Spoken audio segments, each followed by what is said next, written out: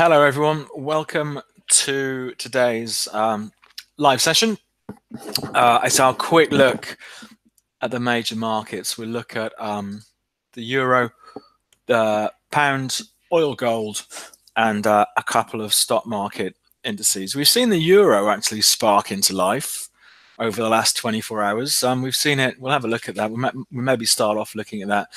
We've seen it breaking above 114 to the dollar, which has been a barrier for quite some time. But I'm not getting too excited because we've seen plenty of runs of euro strength in the last few months, only for them to come to nothing. But we'll take a look at that. Also, stock markets, maybe oil is the more interesting market. We saw that weakness in oil on Monday on the back of President Trump's tweet. We have seen a chunk of those losses being recovered. And then at 1:30 this afternoon, so in an hour's time, we've got the latest update from the US on their GDP. So how well or how badly is the US economy doing in the last quarter? So we could see some volatility in about an hour's time when that gets released. So it's an hour ahead of the official US stock market open. So maybe we could have a bit of an exciting afternoon. Let's see. But let's start off with the FX markets. I do wonder. It's the last day of February today. We've seen some big moves in the first couple of months of this year across all sorts of markets, and I do wonder. I'll go through the reasons why in a minute. If we're going to see maybe a bit more of a sideways trading March, because we've got Brexit coming up in the UK. Apparently, we've got stock markets bumping up against big levels from the end of last year. So I wonder if maybe we'll see some of these markets perhaps start to turn. So some of the strength maybe evaporate. We'll see what happens. But let's take a look at the euro first of all. This is euro US dollar. So at the moment, it's bumping up against levels we haven't been at for about 3 weeks. So this 114 level in the euro has been a problem over recent days. It's burst through, well, not burst through, it's gone through it today. So it's extended this recovery against the US dollar. We'll have a look at euro sterling as well in a minute. So it's extending this recovery that we're in now. But I find it hard to get excited really, because going back to the bigger picture view for euro US dollar, since November last year, we have seen rallies that have lasted like a week, only for them to fade again. Okay, the biggest rally we had was maybe early Jan when the market got as high as 115.60, then sold off. So it's looking quite long in the tooth, this rally at the moment. But I think if we can hold on above 114, I think then maybe we can start targeting a return back into the 115s. So if you are trading it now, where would you want your stop? I think clearly there's still momentum behind it. So for me, I think there's a couple of approaches here. For me, perhaps if I was a buyer now, maybe I wouldn't want to be a buyer now. Let's see if it comes under a bit of pressure over the next couple of hours. But I think one logical place is underneath the lows from yesterday. So yesterday's lows were around about 113.60. The market's currently 114.12. So that's, I think, one potential place for a stop loss, and maybe a wider stop loss is back below here. Yeah, so it's interesting it's managed to break through 114. I still think we are going to see the euro move higher from here. It's just been a bit painful over the last few months because the volatility has been so low. You can see it. You can see it there on our daily chart. But maybe we'll get a run back up above 115. If it starts to break properly through 115.60, 116, I think we can have much more aggressive targets on the upside. Let's see what happens. But it's positive, the euro against the dollar, and we're breaking something of a short-term big level. Now, pound US dollar. We've seen quite the run in the pound this week. So we've gone from about 130 to trade as high as nearly 133.50 yesterday. And I think, as I was saying yesterday, it's a great run. The trend for this year, is still most definitely up. Any weakness back towards 128, 130 from a bigger picture point of view does look like a trading buy. I just wonder if, like I was saying yesterday, has the rally in the pound got ahead of itself? Have markets got a little bit carried away with some of the enthusiasm about the pound and Brexit and all of that stuff, because we're back up to these levels that were a real problem area. 134 from July last year. After that, let's call it 135. So this whole 134 to 135 area has been a real barrier going back to June last year. The market's moved 400 points, 500 points in the last few weeks. I just think that maybe it's gone far enough with so much still unknown about Brexit. So for me, it wouldn't surprise me if we saw a bit of pound weakness, from up here. Let's flip it over to an hourly. There we go. So we've had this run since the 15th of February from just below 128 to above 133. Maybe we'll see, profit taking, short selling, whatever it is, come under a bit of pressure. I think if it drifts back to the low 130s, clearly it spent a lot of time there the third week of Feb. Could be an opportunity there. But I just wonder, bearing in mind where we are, how much is still unknown about Brexit, are we really going to see it go sailing through 135? And at the moment, I tend to think no. I think we could see it under a bit of pressure. Doesn't change that recovery trend from this year. Still be looking to be a buyer on the dips, but maybe in the short term, looking at the RSI down here as well, maybe we're just got a little bit overcooked in the last couple of weeks for pound US dollar. Let's see what happens. Oil. Now, oil has, I think, but it's an interesting market this week. If you're watching on Monday, half an hour before we were due to start on Monday, let's just bring it up.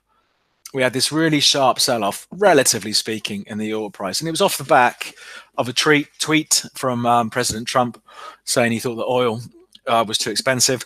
OPEC needed to sort something out. So political strategy via Twitter, as usual. But we saw a big sell-off in the oil price on Monday, and the catalyst was this tweet. And we saw the price go from about $57.50 a barrel to trade as low, nearly as 55 Monday afternoon. Since then, we were looking at this yesterday. It's built the base yesterday over the last couple of days. And then we had oil inventories came out yesterday, released every Wednesday, and we've seen the price lifted. We're back up to 57.50. So we have clawed back pretty much all of those losses. But I think that was a good opportunity. The sell-off on Monday in reaction, was it an overreaction?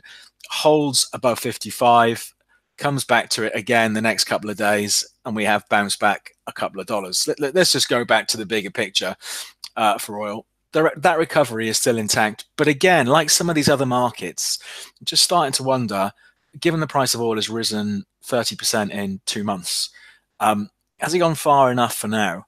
We're back up on oil to $58 to $60 was a problem area back in November. Okay, we're sort of knocking our head against 58 over the last week and a half.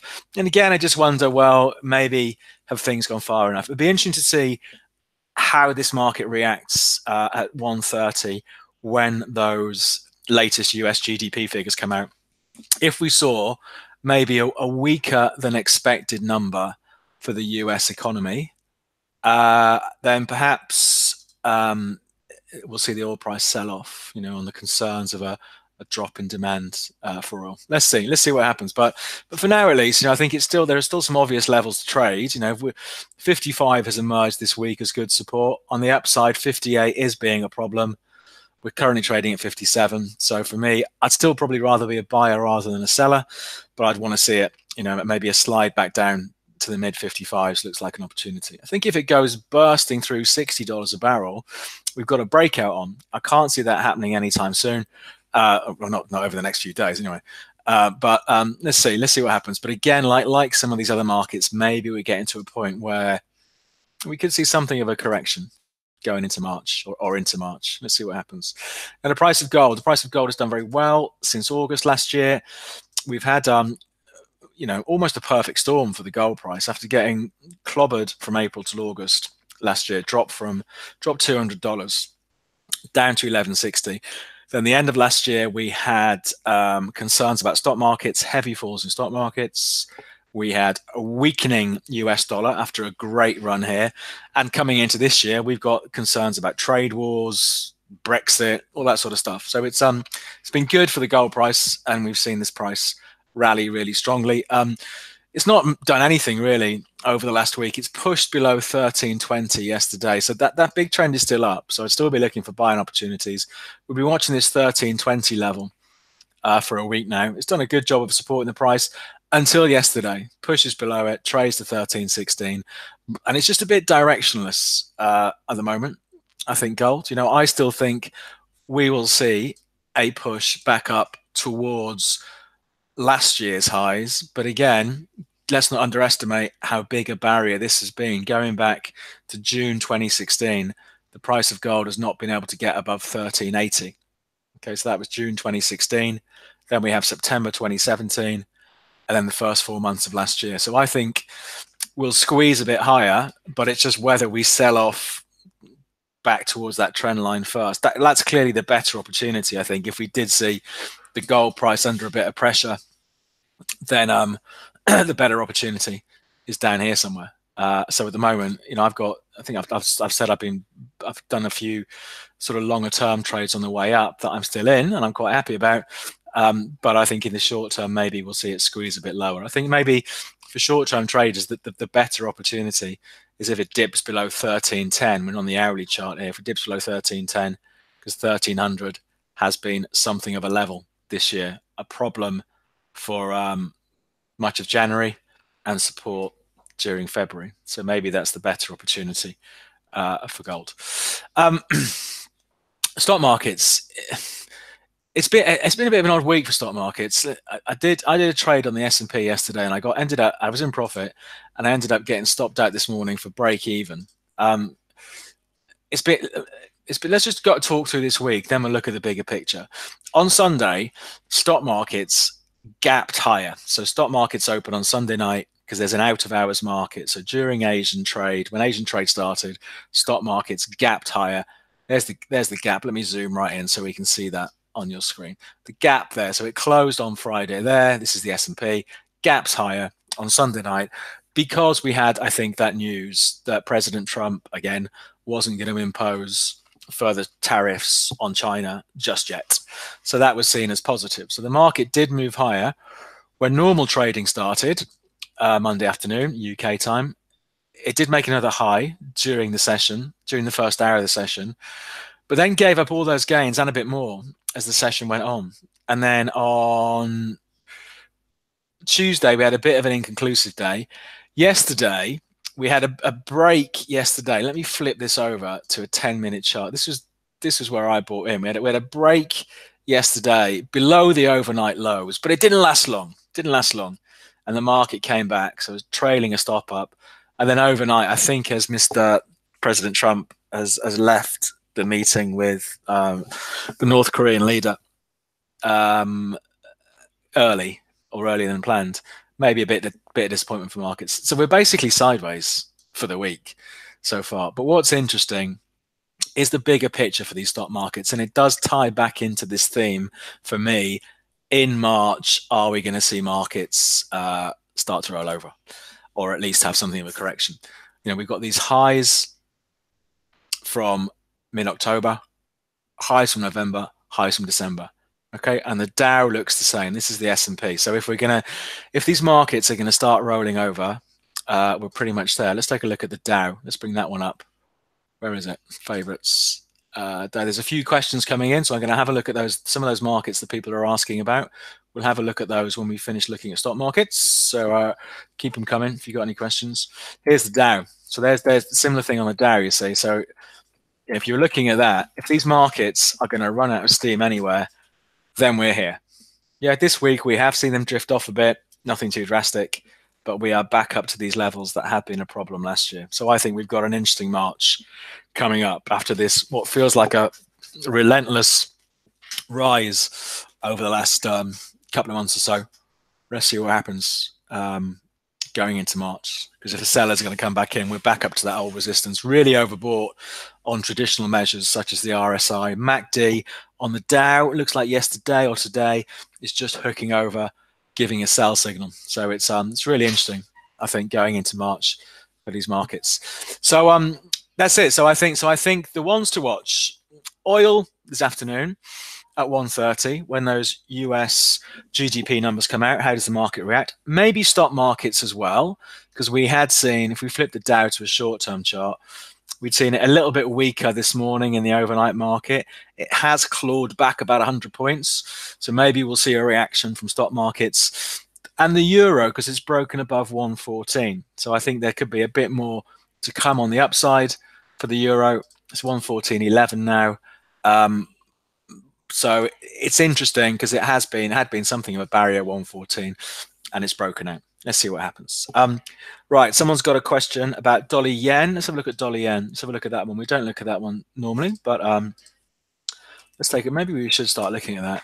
So dollar yen, let's bring up that chart. So let's start off with our bigger picture view, daily view. It's been boring, isn't it? Pretty boring over the last, couple of weeks or so.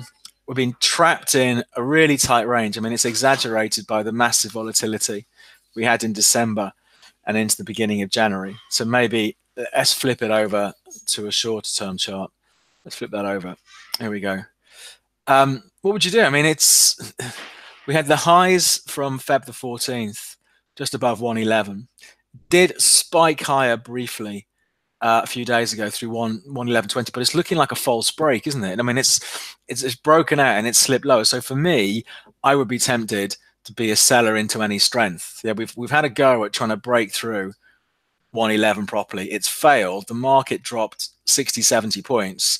We came back up to 111 yesterday, and it's drifted off again. So for me, at the moment at least, it looks like a sell onto runs up to 111 with a stop. I would say, for me, if I was trading it, a stop above the high from earlier this week, just above 111.20. But it's been a bit of a pretty tight range the last couple of weeks, isn't it? I mean, that is a 100-point range we've had the dollar yen over the last couple of weeks. It's all been a little bit sideways, isn't it? So so for me, a seller into strength at the moment, and a buyer into weakness down to the low 110s. So a bit of a fairly directionless market over the last week or so. How do you see the dollar index? You know, the dollar index, we don't have it on our platform. So I'm going to drag across where I found it on the internet. I do have, again, a few longer term trades in the US dollar index from the summer when the market started to move. But so this is the dollar index. The dollar index is a basket of the dollar against a basket of different currencies, and it's really struggling. I did wonder the other week, were we going to get a breakout to new highs? It's had this great run since April last year. This is what caused that weakness in the price of gold, the pound, the euro, everything else. It was this resurgence in strength by the US dollar. But again, I just wonder, is it starting to look a little bit tired up here? You know, I think if it starts to break through 95, the lows from earlier in Jan, I think we could see a bit of a breakdown in the dollar index. So I think that has struggled this year. It's not a market we cover on our platform just yet, but I have put a request in for it. Someone's asked for the Nikkei, the Nikkei 225. Let's take a look at that. Let's see what these Japanese markets look like, because you know the European and US markets are starting to bump up against what could be problem areas. Let's bring up on the dailies. Here we go. I think it's. I mean, it's a little bit different. You could argue, and I would argue, that the trend from October last year, the downtrend, is over. We haven't seen, I don't think, as much of a dramatic bounce back in the Nikkei. I think 21,000 was a barrier in Jan and into early Feb. We've cleared that recently, and the market's moved 500 points higher. You know, I think we've got 22,000 is the next obvious barrier, with a big barrier at 22.8 ahead of 23,000. But I think it will depend on what the US markets do. If we see US markets start to weaken, I'd be very surprised if it didn't drag down the rest of the world. But at the moment, the Nikkei does not look maybe as gloomy, or as potentially gloomy, I should say, as some of these other markets bumping up near problems from last year. But it's an interesting market to watch. You know, I think it's another interesting market to watch, but I think it will be dictated to by what happens in the US markets. Can we have a look at Philip Morris? So Philip Morris, the US listed tobacco company, isn't it? Philip Morris International. There we go. Let's bring those up. Would you go short? Someone saying, would you go short? Would you go short?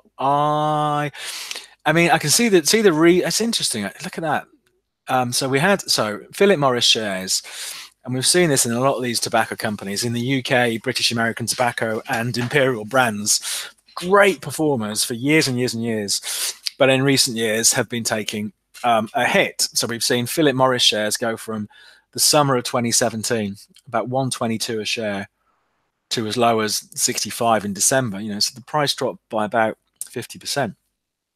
We're seeing a bounce back now, and I can see someone saying, is it a bold short? It would be a bold short, I think, because the price has risen by what, $22. So we're up almost 40%, 30% in line with the, as the market's recovered. I suppose, I could see the reasons why. If you wanted to go short up here, I would want my stop the other side of these highs, the October 30 highs at about $92.50. So yeah, if you thought, well, this is just a dead cat bounce, maybe the more patient thing to do, because it doesn't sort of turn around on a dime, as the Americans would say, is wait for maybe it to start showing better signs of running out of steam. Is maybe the less bold short. But looking at it here, I wouldn't be a buyer. You would be expecting it, because this whole area from 88 through to 93 has been a problem. It's really overbought on the RSI up here. It's the most overbought it's been since there, whenever that was, June 2017. So yeah, so it's an interesting one, isn't it? So we would be expecting it to run out of steam. It's just a question of when. MACD pretty extreme. So let's see. And someone's asking about carbon emissions. I've never looked at carbon emissions. I don't know if it's a market. Oh, we do. There we go. You learn something new every day. Carbon emissions. All right, we ready for this? Market we've never looked at. Carbon emissions spot. It's a weird market, isn't it? Clearly, don't think we didn't really. We weren't really offering it then, and we've only really been offering it properly since the summer. I don't know. I've got no idea what this market is. I can guess what it is, but it's not something I've looked at before. I mean, looking at what the price action's been doing, we're pretty much slap bang in the middle of the 6-month range, aren't we? So when the market trades up towards 25, we want to be a seller. When the market trades down towards 16, we want to be a buyer. And at the moment, we're pretty much slap bang in the middle, aren't we? So what would you do? I mean, it's been strong. It's had a strong week. Let's have a look on that. What does it look like as an hourly chart? I mean, it's pretty strong, isn't it? I said we've got a breakout through 21. So I suppose an aggressive trade on carbon emissions will be a buyer with a stop loss the other side of the breakout, the other side of 2050, something like that. So from a medium term point of view, it's pretty sideways. But from a short term point of view, we've had this recovery that's been in place only for a couple of days now, but we've broken through this 21 barrier, which had been a barrier. Let's see, what's the spread like on this market then? 21.84. Oh, it's all right. It's only a six point spread or so. So there you go. Let's see. Let's come back to it in a week's time, or a couple of days' time, and see what's going on. But 21, the breakthrough 21 looks good. Perhaps the more conservative approach is to wait for a sell-off and wait to see where it hooks back up, just to confirm that breakout. But it's a short-term breakout. Anyway, there we go. Every day is a school day. Right? So that's it. We'll wrap things up there. We've got these. So we've got this US GDP at 130. That could be interesting. We could see a bit of volatility off the back of that. Be interesting to see how stock markets react. Stock markets, it doesn't look like they're going to go plunging down, but they haven't got much momentum this week. They've struggled this week to hold on to gains. So let's see what happens. We'll do this all again tomorrow. Don't forget to open an account to find out more about the company. Go to our website, which is capital.com. Any questions, leave them underneath this video. I will check back, or drop me an email directly. My email address is david.jones@capital.com. And we'll do it all again tomorrow at 12:30 and see how the weekend's up. Thanks for coming along, and hopefully you can make it tomorrow.